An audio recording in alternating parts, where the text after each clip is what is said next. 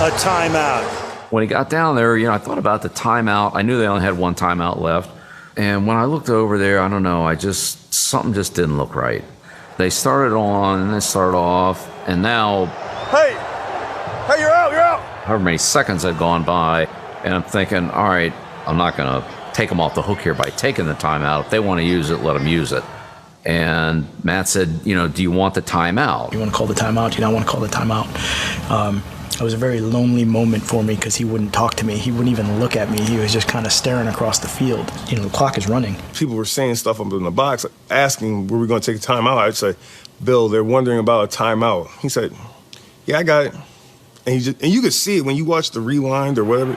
You could see Bill doing that, which is amazing. That's, again, the genius. He said, yep, I got it. Like we were in the meeting room right now. I said, no, just play goal line. They're going goal line. We have different goal line packages. If they had one receiver out there, we'd have one corner in the game. If they had two receivers out there, we'd have two corners in the game. If they had three, like they did on that last play, then we've put three corners out there. It was the first time we were in that personnel group all year. The situation had never come up where we needed to use it in a game until that very last play of the season. Thank God we had it. We spent a lot of time talking about it, and as a coach, and I guess as a young coach, you think it's never going to come up. And then here it is, the biggest game of our lives. Thankfully, Bill's a forward thinker, and no stone goes unturned. We were all ready for it. Josh, I remember him chiming in on the headset, Flo, send Malcolm, and Flo turning around and yelling, Malcolm, go. Malcolm, go! Malcolm was in for Kyle during the game, so Malcolm had to go in, for Kyle at that point in the game. Let's go, Locke. Let's go. What's funny is if you look at the play, Browner is having a conversation with Malcolm, and he's telling him exactly what he's going to do. I'm going to jam this guy, and then, we told Malcolm, just go. If you remember, Malcolm's matchup was really Curse. But Browner had seen enough of those pick routes. He anticipated what was coming as well as Malcolm. So he was like, let me get up here and jam the point, you go. Malcolm had seen that in practice. Butler had seen it in practice. He just didn't stop it. The inside receiver got off the line and up into the end zone. Malcolm didn't really have enough awareness for the play, so he had to go all the way around behind the receiver and the defensive back, and there was just too much space. It was an easy touchdown. So the coaching point was, if they're close enough together, then you've got to be ready to get over the top, and the defender on the inside guy's got to jam him so that he can't pick the corner going over the top. The fact that the Patriots were even practicing against this play was a credit to Ernie Adams. Ernie would diagram plays that either he thought that they might run against us or that he had seen from a previous game. We put all these plays on cards, so our scout team offense, they can just come up, we'll show them this card. You're going to win or lose games at practice. I mean, there is no such thing as being a game day player.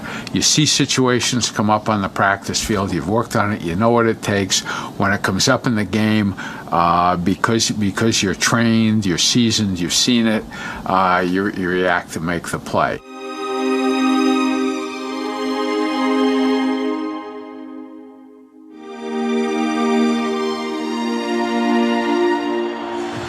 Second down and goal from the 1. Seattle down 4, but on the verge of the lead. And it's intercepted! Intercepted! Butler!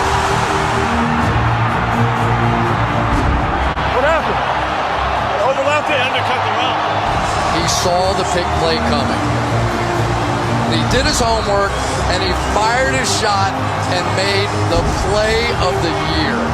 Browner really had a lot to do with that play because he jammed the inside receiver and never got off the line of scrimmage, and Malcolm anticipated the play that he didn't anticipate as well in practice. I wish I could say that everything we did worked out as well as that. Obviously it doesn't, but we do try to make sure we're ready for anything that's going to come up on a Sunday. so much work went into that. I mean, I can't tell you how many guys got that same route. Jamie had it twice in practice. Chung had it about 2 times in practice. Malcolm had it twice. We went through it with everybody. Matt Patricia's in the middle of it, kind of doesn't know what's going on, is somewhere in disbelief to concerned that it isn't real and is screaming, "We're all right? We good? We're good, right? We're good." I'm like, "Yeah, Matt, we're good, man. We're good." He caught it. I had to gather myself. I didn't want to have a heart attack out there, but I tell you what, it was awesome. Just flat out awesome. It was a feeling unlike any I've ever had, I can tell you that. You're not going to have that feeling that many times in life in general. And I remember turning around and I saw Tom's face. He looked like a child. Oh my God! We did it, John! Everybody, we did it! And that's awesome, man! I love it! I know how hard he works and how much time he puts in. To see him respond and react like that was worth it. That was awesome. To see those guys come through and make a play like that in that situation, in as much stress and pressure as you can possibly imagine, I mean, I don't think you really could be any prouder. They were denied perfection 7 years ago. They're going to cap the 2014 season with a perfect ending.